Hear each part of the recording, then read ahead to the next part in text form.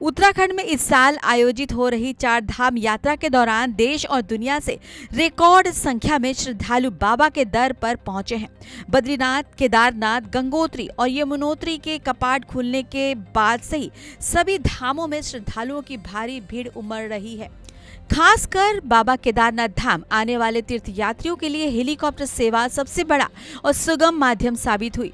दुर्गम रास्तों, कठिन चढ़ाई से बचने के लिए बड़ी संख्या में यात्रियों ने इस हवाई सेवा का उपयोग किया।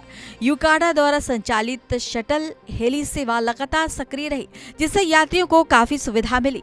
हवाई सेवा के शानदार संचालन के बीच उत्तराखंड में अब मानसून सीजन ने दस्तक दे दी है। इसके साथ ही मौसम ने प्रशासन के सामने गंभीर चुनौती खड़ी कर दी है। पहाड़ों में लगातार हो रही बारिश, बादलों की घनी परत और बेहद कम दृश्यता यानी कम विजिबिलिटी के कारण पहाड़ों में हेलीकॉप्टर का संचालन करना बेहद जोखिम भरा और खतरनाक हो जाता है। ऐसे खराब मौसम में किसी भी प्रकार की हवाई दुर्घटना की आशंका बहुत ज्यादा बढ़ जाती है।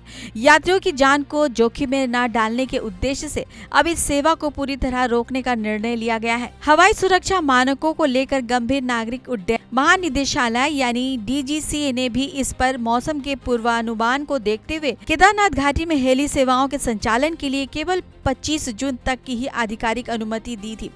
DGCA की तय समय सीमा समाप्त होने के बाद और घाटी में लगातार बिगड़ते मौसम के मिजाज को देखते हुए इन सभी सेवाओं को पूरी तरह स्थगित कर दिया गया है।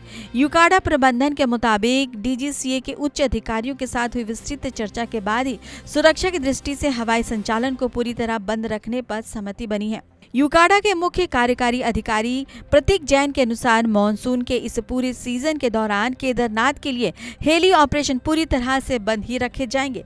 अब मानसून की विदाई समाप्त होने के बाद आगामी 15 सितंबर को दोबारा से हेली सेवाएं पूरी तरह शुरू करने की विभागीय स्तर पर तैयारी की जा रही है। इसका सीधा मतलब है कि अब बाबा केदारनाथ के दर्शन के लिए जाने वाले श्रद्धालुओं को हेलीकॉप्टर बुकिंग के लिए आगामी सितंबर महीने तक का लंबा इंतजार करना होगा।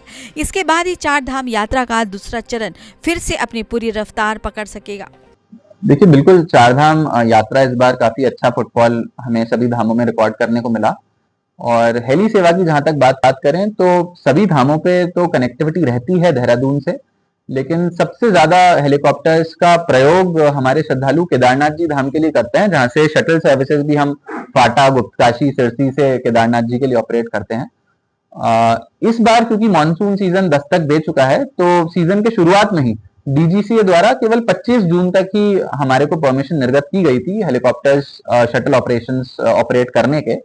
तो क्योंकि 25 जून के बाद एक बार फिर से हमने DGCA से डिस्कशन भी किया, तो अभी भी हमारा भी और DGCA का भी यही मत है कि मानसून के कारण और सुरक्षा दृष्टि के कारण हेलीकॉप्टर्स का अभी वैली में उड़ना अनसेफ भी हो सकता है। मानसून के दस्तक देते ही पहाड़ों में यात्रा के नियम और सुरक्षा व्यवस्था पूरी तरह बदल गई है।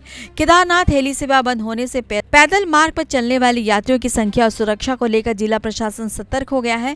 सरकार की प्राथमिकता अब मानसून के दौरान होने वाले लैंडस्लाइड और भारी बारिश से यात्रियों को सुरक्षित बचाना है, ताकि आगामी 15 सितंबर के बाद जब मौसम पूरी तरह सामान्य हो तो यात्रा के दूसरे चरण को एक बार फिर से सुरक्षित और सुचारू रूप से संचालित किया जा सके।